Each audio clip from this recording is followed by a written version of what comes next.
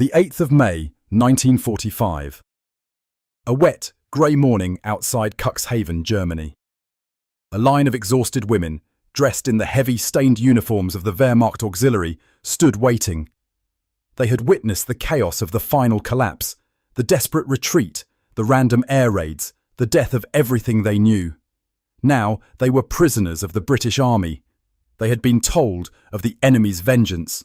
Stories, whispered down the line of trucks, spoke of brutal interrogations, starvation, and certain humiliation. But when the first British sergeant approached, he didn't shout. He didn't even look angry. He simply held out a tin cup filled with weak, hot tea, a gesture so small, so simple, that it made one of the women weep openly. These were their conquerors, the enemy they had been told to hate with their last breath. Why was this kindness their first taste of defeat? That moment would become the crack in the foundation of everything they believed.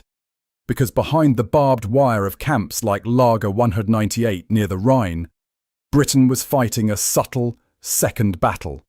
A silent war against the very hatred that had fueled the conflict. And what happened in those quiet, orderly camps would shock and re-educate the women, changing not just their fate, but their world-view forever. Stay with us until the end to hear the incredible account of one German nurse, whose recovery from a hidden injury became the ultimate symbol of the enemy's unexpected decency. And before we dive deeper into this forgotten chapter of history, please take a quick moment to subscribe, like, and share this video. Your support helps us uncover and tell more of the powerful, untold stories from the shadows of the past. It was the first week of May 1945, in the shattered remnants of northern Germany. The air was thick with the smell of wet concrete, diesel fumes, and the sickening tang of defeat. Lieselotte Berger, a 24-year-old signals operator for an anti-aircraft unit, felt the cold of the ground seep through her boots. For the last 3 days, she had been marching or running, a captive among thousands, her world reduced to mud and fear. She had spent the last 2 years under the strict, fear-driven discipline of the German military, taught that surrender was a betrayal and that the British, the island dogs, were cold, merciless butchers who sought only to destroy German culture. She had a deep, gnawing fear in her stomach, not of dying, but of being dishonoured. She clutched a small, folded picture of her fiancé, a soldier last seen on the Eastern Front, hoping to survive just to see if he had. When the convoy finally stopped, a cordon of British soldiers in scratchy khaki uniforms surrounded them. They moved with a detached, clinical efficiency. Lieselotte braced herself for the expected frenzy of shouting and confiscation, but the men moved quietly, marking off groups, speaking in clipped, rapid English she couldn't understand. A tall, thin corporal, his face smudged with soot, knelt by a collapsed woman and offered a sip of water from his canteen. No weapon was pointed. No voice was raised. Lieselotte thought, "It is a trap. The humiliation will come later." A British medical officer, moving along the line, paused in front of her. He spoke broken, hesitant German. "Are you hurt, Fräulein?" She quickly shook her head. A denial born of learned military discipline. But as she moved to stand straight, a sudden, searing pain shot through her lower back. She had fallen hard 2 days earlier, jarring her hip when she jumped from a burning truck, but she hadn't dared mention it. The officer noticed her involuntary flinch. He didn't press her, but simply nodded to a soldier carrying a roll of blankets. Minutes later, the soldier placed a thick wool army blanket on the ground near her feet. "For the cold," the soldier muttered in English, his face impassive. Lieselotte stared at the simple piece of wool. It was a small thing, but it cut through the wall of her fear like a knife.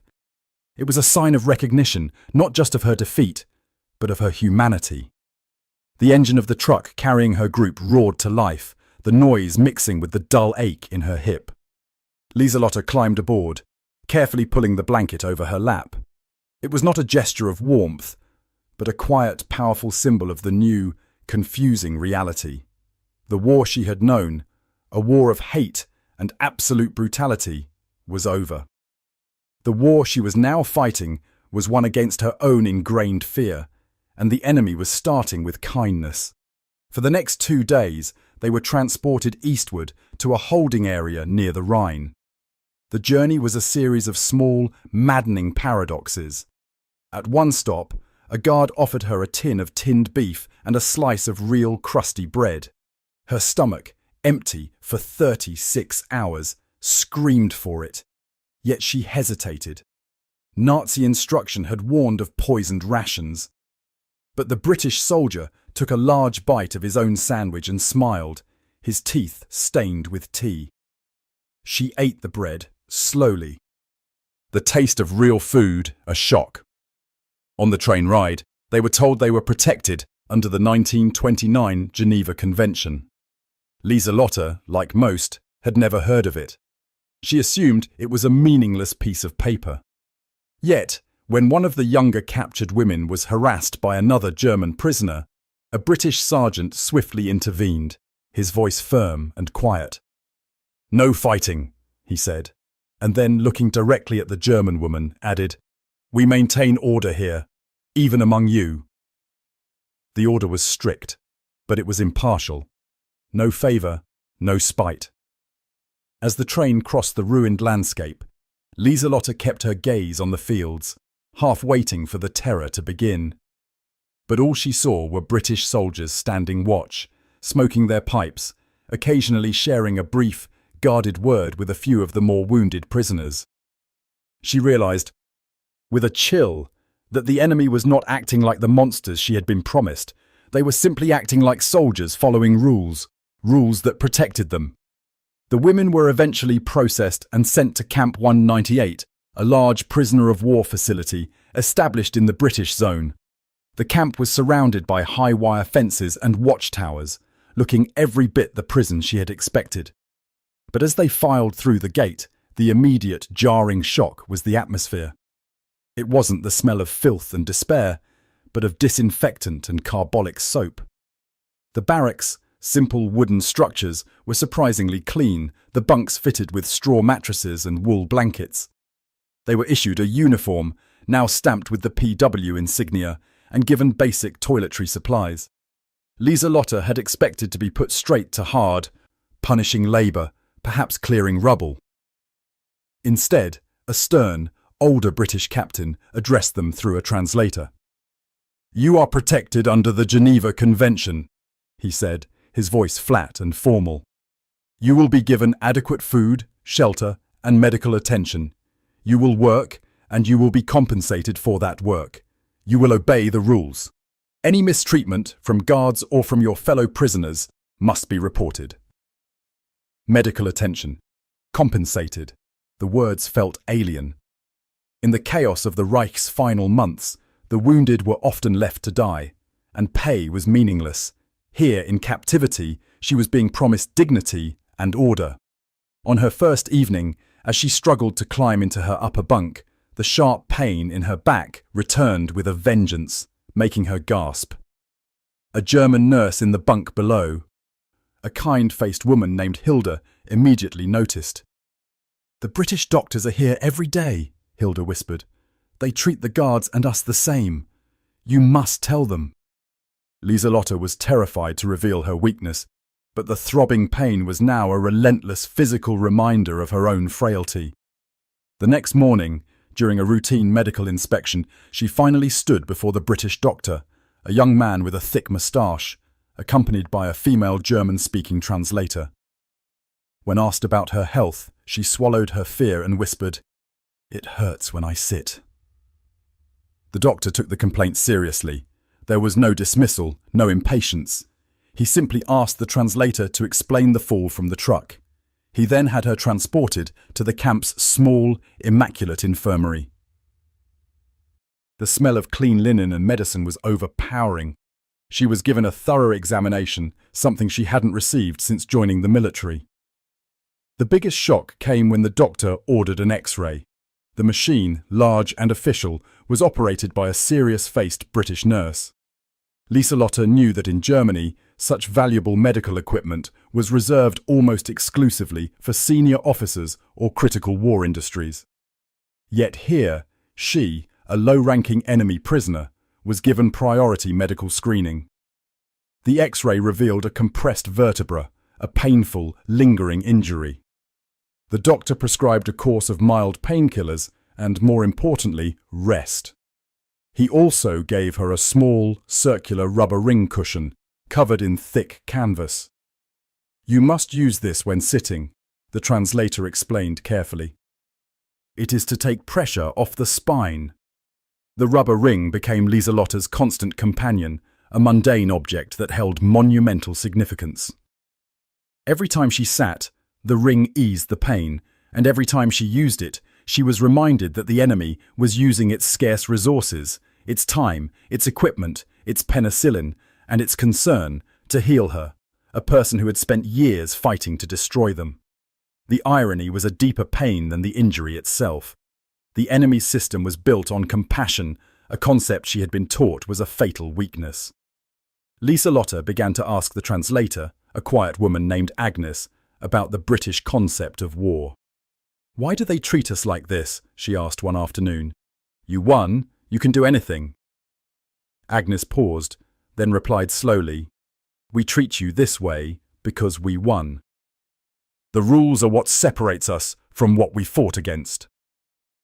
As Lieselotte healed over the next few weeks, she was assigned to light duties in the camp's small garden, growing vegetables for the prisoners' mess. The work was peaceful and organized. She was paid in special camp tokens, small metal discs that could be used in the canteen for items like cigarettes, soap, or writing paper. The fact that they were allowed to earn their small comforts instead of having them dictated or stolen was an act of profound psychological respect. The camp schedule was relentlessly fair: work, meals, rest. Punishments for minor infractions, like attempting to hoard supplies, were typically restricted to temporary loss of privileges, never physical abuse. Lieselotte saw this ordered, temperate discipline as far more effective than the random, fear-driven cruelty she had known.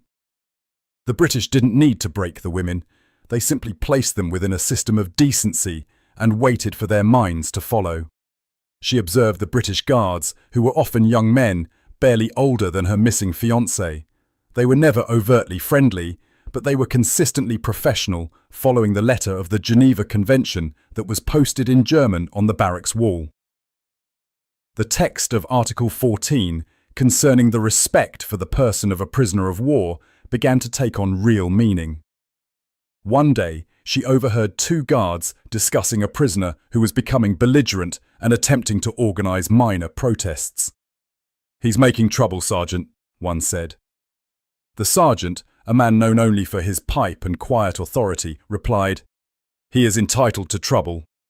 He is not entitled to being hit. Put him on extra mess duty, but remember, we are not them."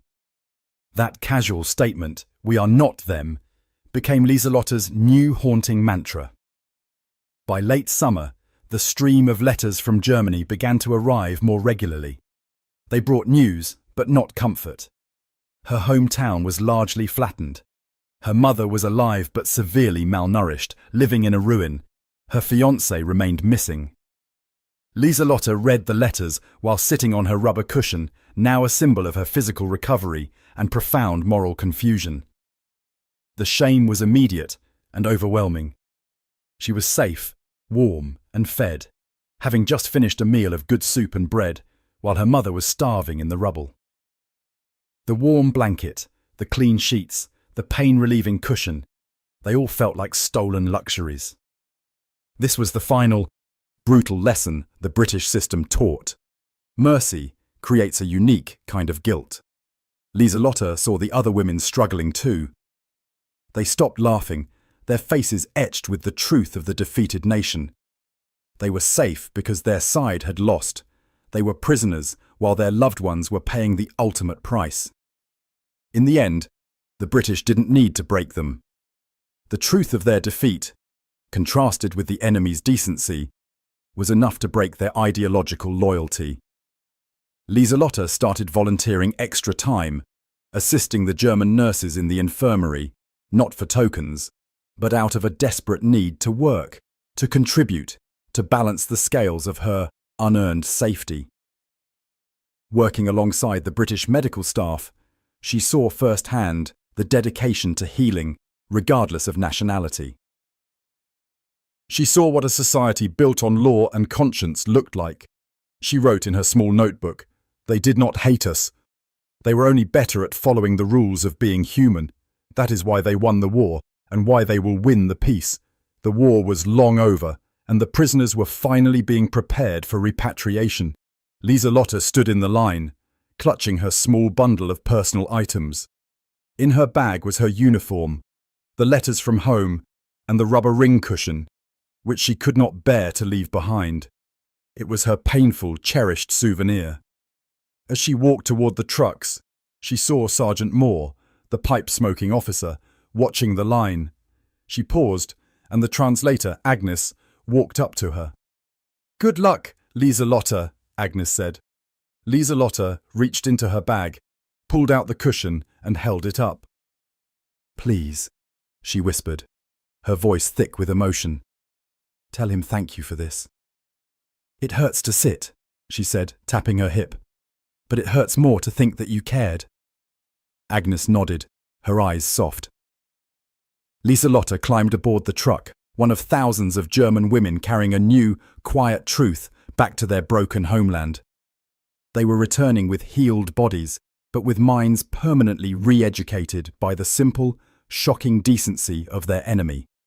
The physical wounds were gone, but the scar of that unexpected kindness, a kindness dictated by law and conscience, would stay with them forever.